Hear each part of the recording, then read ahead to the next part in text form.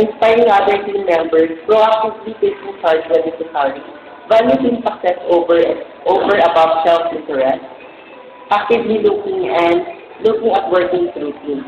So one example po natin dito is for yung communication teamwork, yun yung madalas natin malaking problema natin. For example, lalo-lalo na sa kitchen at cashier, kitchen versus cashier, tapos kitchen versus service staff versus kitchen.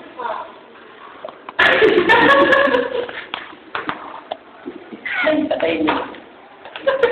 Okay, so, paano nangyayari yung teamwork natin?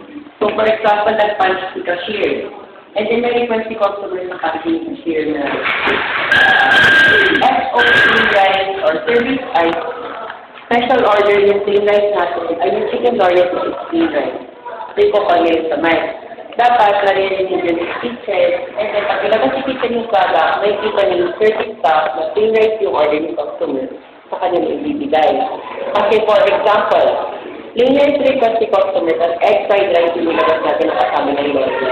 Tapos ipapabalik yun kasi ito yung sabihin, dagdag trabaho pa. And then isang example yun na hindi nakikinig si kitchen, bakit egg rice yung nilabas niya. At isang example din yun na hindi nakikinig si service ka, bakit mali yung pinanggap niyang product at sinerve niya sinagad. Tapos, ang magiging sisi nun, syempre, kung kitchen and service ka. So, syempre, ang mayroon yun, magagalit si cashier. Si cashier at si customer. Ganun siya.